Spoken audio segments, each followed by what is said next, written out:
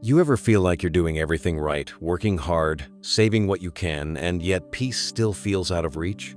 Like no matter how much you earn, there's always this quiet pressure in the back of your mind, the kind that never lets you fully breathe. It's exhausting, isn't it? If that sounds familiar, this audiobook might just be what you've been looking for. Because getting rich doesn't have to mean losing your calm, it can actually start with finding it. Hey book lovers, welcome to Bookzeal. In this summary of Rich AF, The Calm Way to Get Rich, we'll explore how shifting your mindset, building systems, and finding peace with money can change not just your bank account, but your entire relationship with life. So, let's begin. Chapter 1. Awakening to a New Money Mindset. It's strange how early money starts whispering in our lives. Not in words, but in the quiet tension you feel when your parents argue about bills, or when you overhear someone say, "We can't afford that." Those moments imprint something deep inside us. Not facts, feelings, fear, shame, confusion. And without even realizing it, we grow up thinking money is a mirror, one that reflects how good, smart, or successful we are. But here's the truth nobody tells you. Money was never meant to measure your worth. It's just a language, one that most of us were never taught to speak. When Vivian Tu talks about wealth, she doesn't begin with spreadsheets or stock tips. She begins with emotion, the quiet realization that most of us inherited a fearful relationship with money. We learned to tiptoe around it, like it might explode if we touched it wrong. We learned that talking about money was impolite, and wanting more made you greedy. So we pushed it away and built our lives around pretending not to care. But the funny thing about pretending not to care is that it doesn't make the fear go away. It just buries it deeper. You might know that feeling when you open your banking app and your chest tightens a little. Not because of the numbers, but because of what those numbers seem to say about you. Maybe you feel behind, maybe you feel lost, or maybe you're just tired of chasing a kind of financial peace that always seems one step away. But here's the quiet revolution this book invites you into. That peace isn't waiting for you in a higher salary or a seven-figure account. It begins the moment you choose curiosity over judgment. Instead of saying, "I'm bad with money," you ask, "What's really going on here?" Instead of feeling shame about what you don't know, you start noticing how every decision carries a story, one you can rewrite. Because once you stop judging yourself, you start learning faster than you ever imagined. Vivian calls this moment the turning point, when money stops being a monster under the bed and becomes something you can sit with, understand, and eventually trust. It's like learning a new language, but instead of grammar, you're learning calm. Instead of fear, you're learning awareness. And awareness changes everything. Most people think the rich are born with that confidence, that calm, that ease around money. But that's not true. It's learned, practiced over time. It's built through small acts of curiosity. Reading, asking questions, observing patterns, forgiving yourself for not knowing. You start realizing that being good with money isn't about being perfect. It's about being honest, especially when it's uncomfortable. And when that honesty sets in, something shifts. You stop competing with other people's lifestyles. You stop chasing every get-rich-quick fantasy. Instead, you start listening to yourself, what you actually value, what you actually want, what peace looks like for you. And suddenly, money starts responding differently. It begins to flow with purpose instead of panic. It becomes quieter, steadier, more predictable, not because the world changed, but because your relationship with it did. There's a line in Vivian's book that stays with you. The best day to get financially literate was yesterday. The second best day is today. It sounds simple, but there's power in it. Because behind that sentence is forgiveness. Forgiveness for not knowing sooner, for the mistakes, for the avoidance. That's how a new mindset begins. Not by pushing harder, but by softening. And if you really think about it, every major transformation starts with softness. The moment you stop fighting yourself and start listening. Money is no different.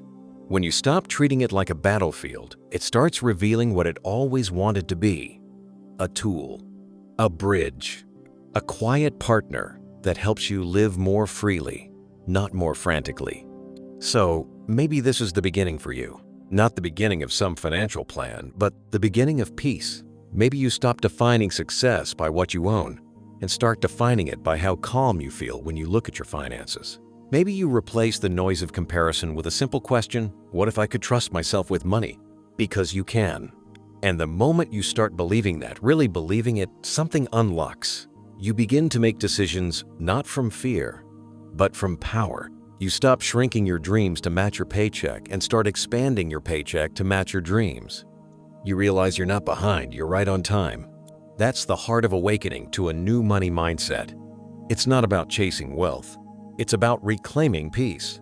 It's the quiet, knowing that you can learn, grow, and rebuild no matter where you started. It's realizing that the richest thing you can own is a calm, confident mind that no financial storm can shake. And once you touch that calm, the game changes forever. Chapter 2. How the rich actually think. Here's a truth that doesn't sound glamorous. The rich aren't obsessed with money. They're obsessed with what money can do quietly, repeatedly, and without chaos. That's the difference most people never see. The average person chases money like it's oxygen, urgent, frantic, emotional. The wealthy? They treat it like air pressure, invisible, steady, and managed through systems. They understand that peace doesn't come from hustling harder. It comes from building a rhythm where money works even when they don't. It's not that they're smarter, it's that they see money differently. While most people grow up believing money equals worth, the rich learn early that money is neutral. It's just energy, waiting for instruction. Give it no purpose, and it disappears. Give it direction, and it multiplies quietly in the background. Vivian too talks about this mindset as the difference between working for money and letting money work for you. But the shift isn't just tactical, it's emotional.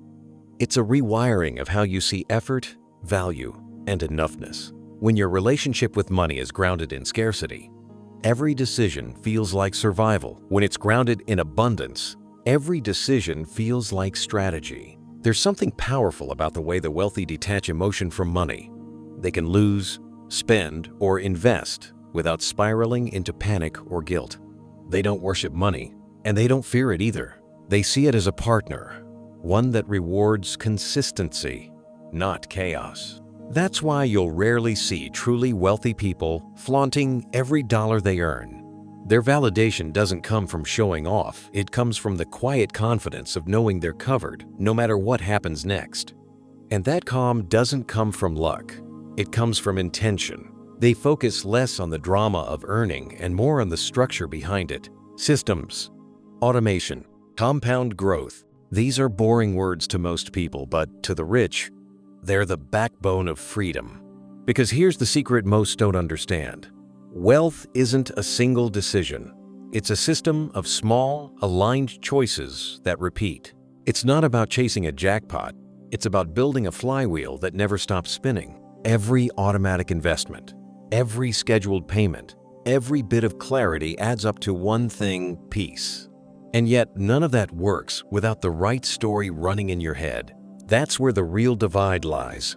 Not in bank balances, but in beliefs. The poor and middle class often grow up hearing stories like, money doesn't grow on trees.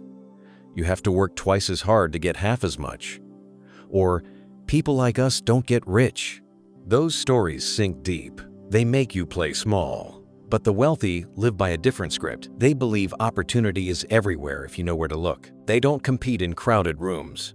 They build new ones. They don't wait for permission. They negotiate, pivot, and experiment. It's not arrogance, it's awareness. They understand that no one's coming to save them, but also that no one can stop them from saving themselves. That mix of ownership and optimism is what abundance actually feels like. And if you think about it, that mindset is available to anyone. You don't need millions to think like the rich. You just need clarity, patience, and emotional distance from the noise. It's not about pretending to be rich. It's about refusing to think poor. It's about asking, what if I stopped reacting to money and started directing it? That question alone changes everything, because the moment you stop reacting, you start designing. You stop chasing shiny opportunities and start building solid ones. You stop spending to feel better and start investing to be better. The irony is, the more calm and strategic you become, the more money trusts you. That's when compounding begins to work, not just financially, but emotionally. You start compounding peace. And that kind of wealth doesn't just fill your bank account, it fills your life. The rich don't think about how much money they have. They think about what their money is doing while they sleep, while they rest, while they live. They've learned that true abundance isn't about having more, it's about needing less panic to feel secure. And maybe that's the real lesson here. Wealth isn't about speed, it's about serenity. It's not about earning endlessly, it's about designing a life that doesn't depend on endless earning. Because when money finally stops being your measure of worth, it becomes your tool for freedom. And that, right there, is how the rich actually think. Chapter 3. The Quiet Power of Financial Happiness. Some people chase money to feel safe. Others chase it to feel seen. But the richest people, the ones who carry a calm kind of confidence, they use money to buy peace. Not luxury, not attention, just peace. Vivian once said that saving will save your ass when life messes you up and make your dreams come true when the time is right. That's not just a clever line, it's the entire philosophy of financial happiness. Money isn't just numbers in an account. It's emotional stability. It's the ability to breathe deeply when life throws a punch. Think about the last time something unexpected happened. A medical bill, a car breakdown, a sudden job shift. If you had money set aside, that problem felt smaller, didn't it? You could handle it, think clearly, respond with calm. But if you didn't, the same event probably felt like a crisis. That's the difference between living rich and feeling rich. Financial happiness doesn't come from having more. It comes from feeling safe with what you have. It's realizing that the real luxury isn't the designer bag. It's knowing you could buy it and still sleep peacefully at night. The wealthy understand this in their bones. They save not because they're scared of being broke, but because they love the feeling of freedom that savings create. Their joy isn't in the spending, it's in the knowing they're covered, knowing their choices come from desire, not desperation. That's the quiet power of money done right. It gives you options, and options are the purest form of peace. But most people never feel that because they treat saving like punishment. They think, if I save, I'm denying myself fun. But rich people see it differently. They save for joy, not from it. They know that saving today is simply buying peace for their future self. And that future self matters. Vivian calls it taking care of future me. It's not about restriction, it's about respect. Respecting your future enough to make life easier for her. You set up your systems, your checking accounts, your savings, your emergency fund, not because it's trendy, but because every small choice builds a version of you who's stable, secure, and confident. That's what financial happiness looks like, calm repetition. It's not the thrill of a risky stock or a one-time bonus. It's the steady comfort of knowing your bills are paid, your savings are growing, and your money has a plan. Here's the irony. The people who feel richest rarely talk about it. They're not shouting online about passive income or credit card hacks. They're quietly automating their deposits, negotiating better deals, and moving through life with a quiet smile that says, I've got this. Because happiness with money isn't loud, it's steady. It's not the buzz of a big win. It's the silence of knowing you're okay. Vivian often points out that the worst financial decisions come from desperation, not lack of knowledge, but lack of options. When you're backed into a corner, you'll say yes to bad deals, predatory loans, or impulsive buys just to feel relief. But when you have savings, even a small one, you make choices from strength, not survival. That shift changes everything. You move from reacting to creating, from wishing to deciding. And suddenly, life starts to feel lighter. Because when money supports your happiness, not replaces it, it becomes simple again. It's not about deprivation, it's about alignment. You start spending on what truly matters, saving for what truly counts, and letting go of the rest. The truth is, financial happiness doesn't come from being rich, it comes from feeling rich enough. Rich enough to say no, rich enough to rest, rich enough to enjoy a quiet dinner without guilt. It's funny how people think peace is expensive. It's not. Peace just takes intention, a few boundaries, a few systems, and a few honest conversations with yourself about what you actually need. Money, at its best, doesn't shout success. It whispers freedom. It says, you can take a breath. And maybe that's the real point. To reach a place where your happiness isn't dependent on a raise, a promotion, or a market swing, but on the quiet confidence that you're in control. That's wealth. The kind that can't be stolen, taxed, or measured. The kind that lives inside you, quietly, every time you realize you're finally at peace. Chapter 4. Mastering the Essential Money Moves. There's something grounding about the moment you finally decide to get your financial life in order. It's not glamorous. It's not viral. It's usually just you, your numbers, and the realization that clarity feels better than chaos. Vivian too learned this early. Budgeting isn't about restriction, it's about direction. Most people think a budget is a cage, but for the rich, it's a compass. It doesn't confine them, it guides them. It tells them where their money is going, why it's going there, and whether it's actually aligned with what they care about. The wealthy don't call it budgeting, they call it strategy. They map their money the same way a pilot checks a flight plan. Not to limit movement, but to ensure they actually arrive where they want to go. Vivian once described the first time she felt rich. It wasn't when she hit a milestone in her career or bought something expensive. It was when she could afford what she wanted without guilt. That moment came not from luck, but from structure. She'd tracked her expenses, created priorities, and allowed joy to fit inside her plan. That's the real power of mastering the essentials. It turns discipline into freedom. Start with the basics. Know where every dollar is going. Not in an obsessive way, but in an aware way. Because awareness creates choice. When you know your numbers, you can decide whether you're spending intentionally or impulsively. You can separate what adds value from what adds noise. The rich do this constantly. They're not afraid to audit their lives. They check their subscriptions, renegotiate rates, cancel what doesn't serve them. They treat every dollar as an employee. If it's not working toward their goals, it's fired. Then comes the safety layer, the emergency fund. Vivian calls it the sleep at night money. It's not about paranoia, it's about peace. Because no matter how well you plan, life is unpredictable. A medical bill, a job change, a family need, these moments happen. And when they do, savings are what turn a crisis into an inconvenience. 3 to 6 months of living expenses, that's the standard. But more than the number, it's the mindset behind it that matters. The act of building that cushion teaches you something vital: control. Every time you add to it, you remind yourself that you can depend on you. And then there's debt, the quiet stressor most people carry but rarely face. The rich don't let debt define them. They manage it. They know the difference between good debt that builds future value and bad debt that drains it. They pay high-interest balances first, automate what they can, and never mistake minimum payments for progress.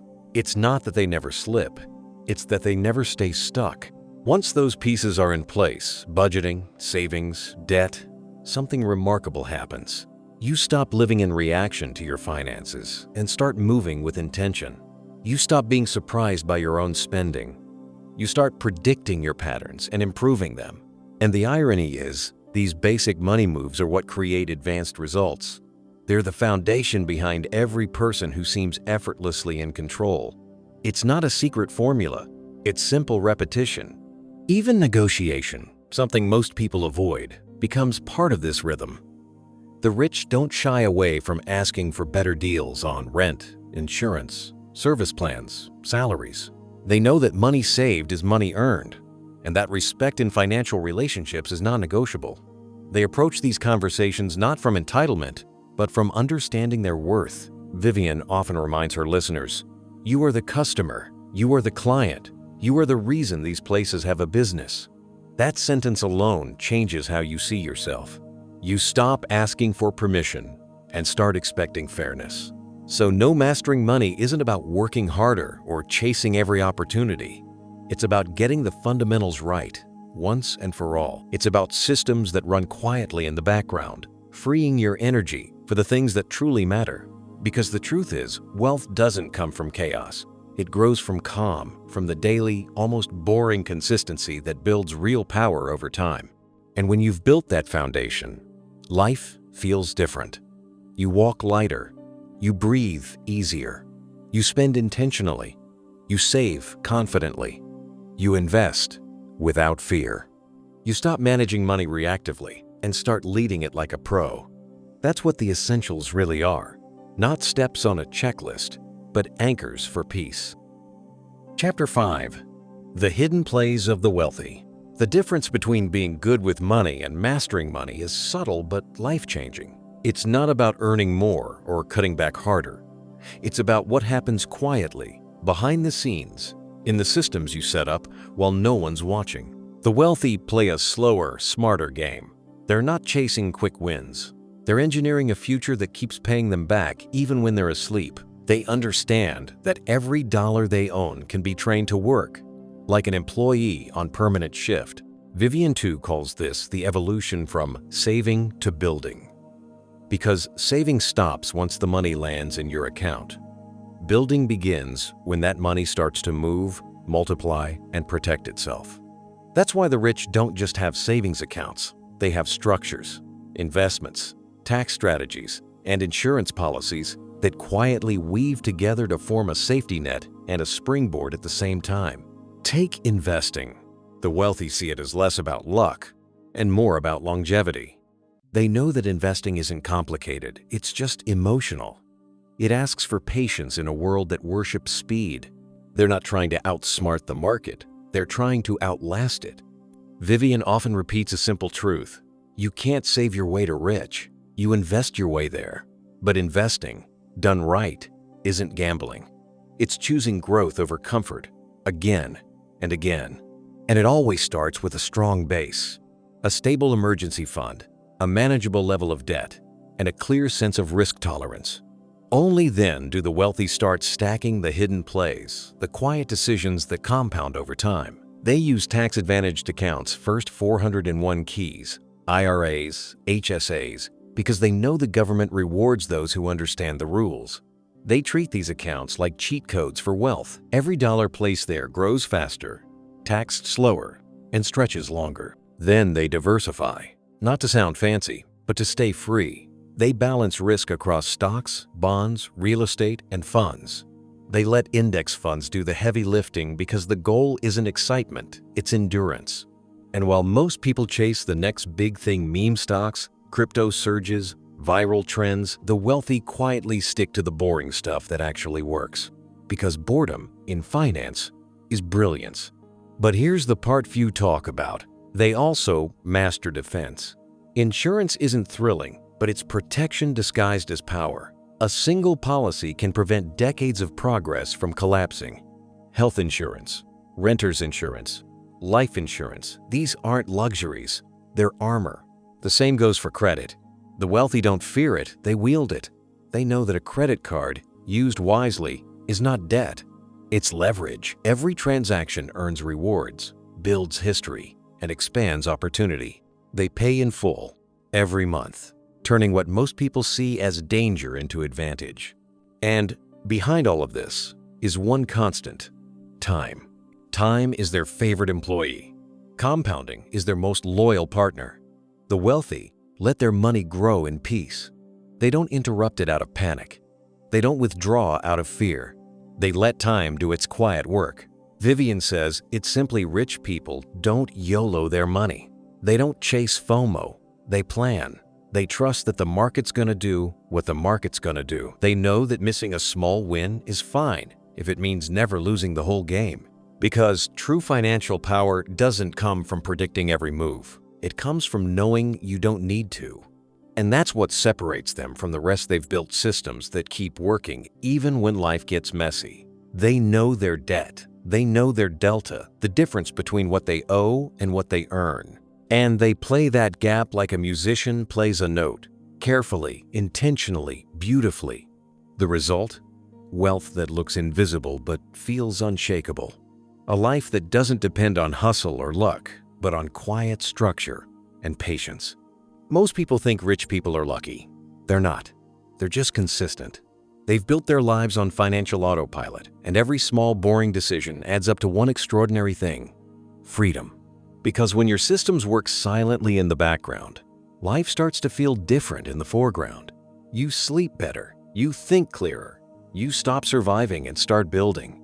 And that's the secret the rich never shout, because the real game isn't loud. It's patient, it's steady, it's hidden, and it always pays in peace. Chapter 6. Living rich without waiting to be rich. There's a quiet misunderstanding most people live with, that peace and freedom come after wealth. That someday, when the numbers finally look right, life will slow down and everything will feel okay. But the truth is, waiting to be rich before you live richly is like waiting for confidence before you start speaking. The mindset comes first. The lifestyle follows. Vivian, too, often says that financial happiness doesn't have to wait until your account has commas in it. You can live rich right now, not by spending more, but by spending right. Because money, when aligned with your values, multiplies meaning faster than interest ever could.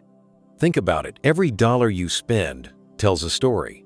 Sometimes it's fear, sometimes it's habit, but sometimes it's intention. The people who feel abundant at any income don't buy for status, they buy for satisfaction. They're not chasing the look of success, they're building the feeling of it. Living rich isn't about pretending to have it all. It's about designing a life that feels full even while you're still building. That's what the wealthy have mastered, the art of intentional alignment. They don't throw money at everything that sparkles. They fund what actually matters. Their spending reflects clarity, not confusion. Vivian calls it value-based spending. You ask yourself one honest question before every purchase. Is this worth the time it took me to earn it? When the answer's yes, you spend freely without guilt. When it's no, you walk away without shame. That's what abundance really sounds like: calm decisiveness. Because here's the secret: money can't make you feel something you haven't practiced. If you're anxious with $500, you'll still be anxious with $500,000. If you're careless with $50, you'll find ways to lose $50,000. The numbers change, the patterns don't. That's why the work isn't just financial, it's emotional. Rich people don't have more discipline. They have better systems for their emotions. They've learned to build boundaries with spending, with people, with distractions. They don't say yes to everything. They say yes on purpose. That's how they protect their peace. You can start right where you are. Set boundaries with your money the same way you do with your energy. Choose what gets your yes. Create non-negotiables, those small luxuries or experiences that truly light you up. Keep them proudly. Then trim what doesn't matter, ruthlessly. This isn't minimalism, it's mastery. You're not giving things up, you're reclaiming control. When you begin living this way, you'll notice something subtle shift. The urgency starts to fade. You stop checking your balance like it's a scoreboard. You stop comparing your timeline to everyone else's. You start realizing that wealth isn't a race, it's a rhythm. Vivian often reminds her listeners, you can't measure success by the size of your paycheck if it costs you peace of mind to earn it.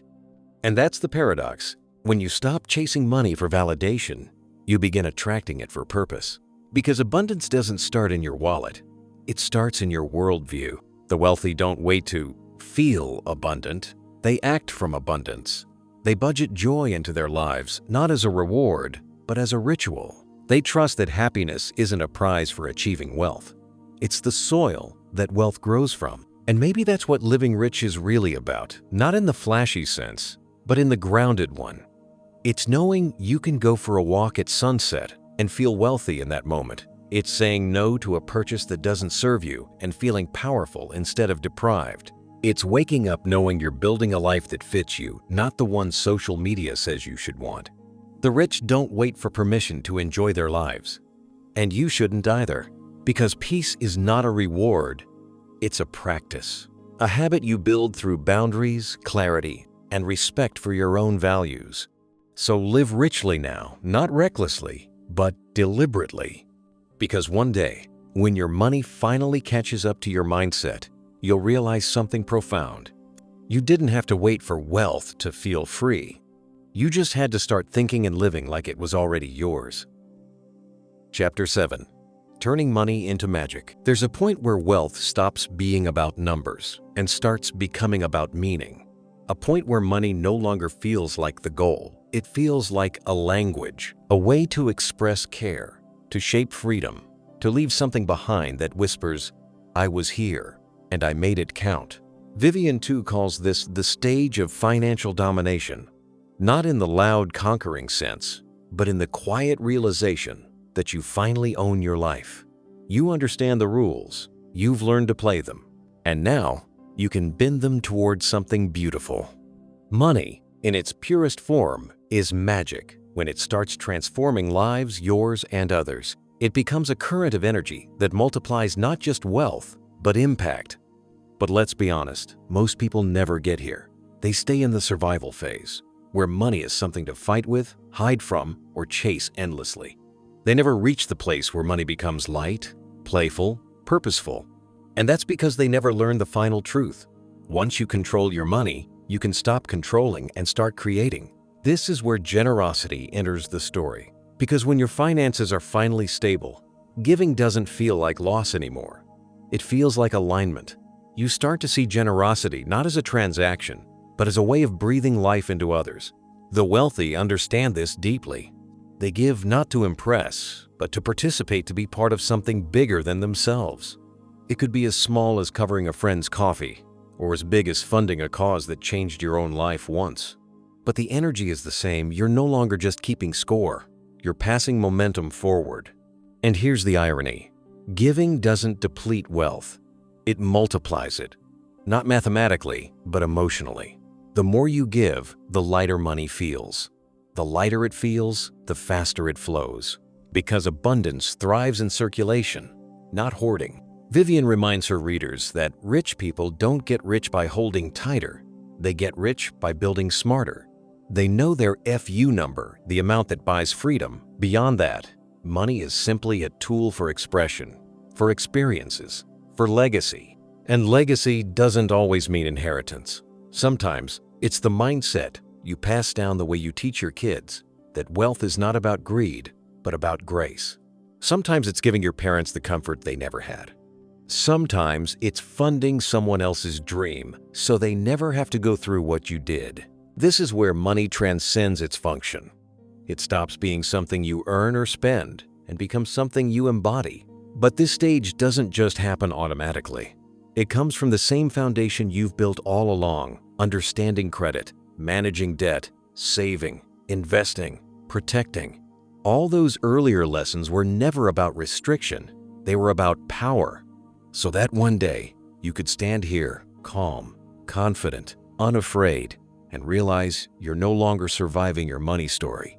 You're authoring it. And the magic of it all? It's not even about the big moves. It's in the everyday choices: paying your bills on time, saving a little extra, saying no to something that doesn't align, saying yes to something that makes your heart expand. Every decision is a spell. Every act of intention is proof that you've transformed your relationship with money from fear to fluency. At this stage, life feels softer. Not because everything is perfect, but because you trust yourself completely. You know that even if the market dips, or an expense appears, or a mistake happens, you'll handle it. You've built that kind of peace. So when you give freely. When you spend joyfully. When you save, you do it without fear. Because money isn't a master anymore. It's a mirror, reflecting the best parts of who you've become. And maybe that's what real wealth is. Not what you keep, but what you create. Not what you show, but what you share. Because at the end of it all, being rich AF isn't about money at all. It's about mastery. Mastery of yourself, your peace, and your purpose. And if this summary found you at the right time, maybe that's your sign to start. To live wisely, to grow gently, and to share generously. Because when you do, you're not just building wealth, you're turning your life into magic. And hey, if this reflection stirred something in you, share it. Drop a thought in the comments. Let's make conversations about money feel human again. Like, subscribe, and keep this dialogue going. Not for algorithms, but for connection. Because the world doesn't just need more rich people. It needs more peaceful ones.